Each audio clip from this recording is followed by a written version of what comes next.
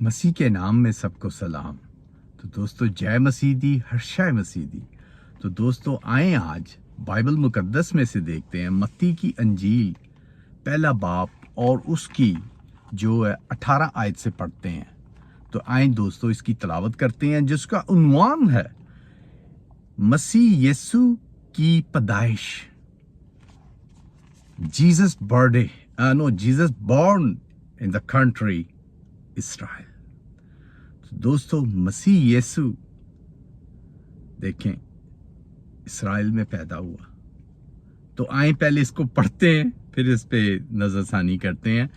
तो आए 18 बाब से पढ़ते हैं। मत्ती पहला बाब उसकी 18 आयत पढ़ते हैं।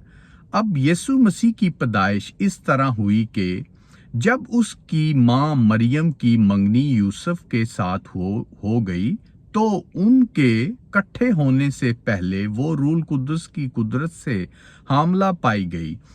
बस उसके शौहर यूसुफ ने जो रास्तबाज था और उसे बदनाम न करना चाहता था, उसे चुपके से छोड़ देने का इरादा किया। और वो उन बातों को सोच ही रहा था कि खुदा के फरिश्ते ने उसे ख्वाब में दिखाई देकर कहा, आए यूसुफ इब्ने दाऊद, अपनी बीवी मरियम को अपने यहाँ ले आने से ना डर, क्योंकि जो उसके पेट में है वो पाकरुल कुद्दस की कुदरत से है। इसके बेटा होगा और तुम उसका नाम यीशु रखना, क्योंकि वही अपने लोगों को उनके गुनाहों से निजात देगा। ये सब कुछ इसलिए हुआ कि जो खुदा ने नबियों की मार्फत कहा था वो पूरा होने के देख एक कवारी हामला होगी और बेटा जनेगी और उसका नाम इमैनुअल रखेंगे, जिसका तर्जमा है खुदा हमारे साथ।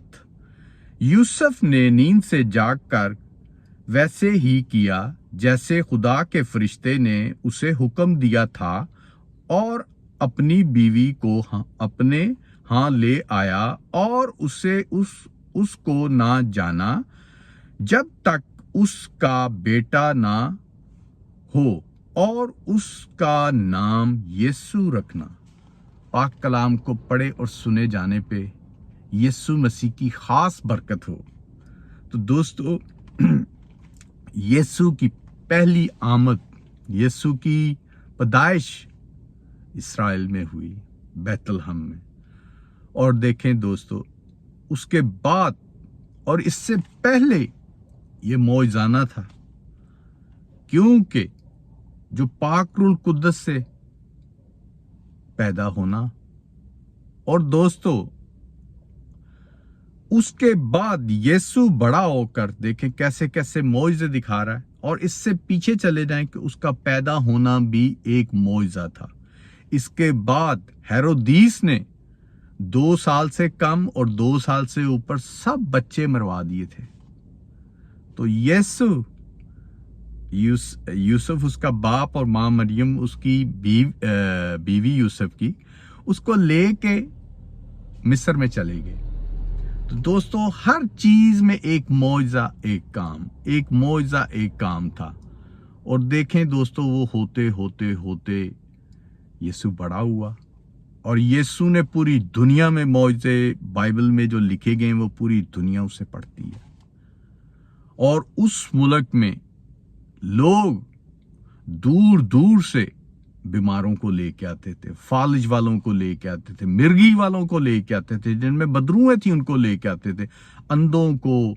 और देखें यीशु ने मुर्दों को जिंदा किया, जो आज तक कोई साइंस, कोई टेक्नोलॉजी, कोई पैगंबर कोई भी नहीं कर सका। बहुत से डोंगी जी हम ये कर देंगे, हम इसका पार्ट्स चेंज कर देंगे, कोई आज तक नहीं कर सका।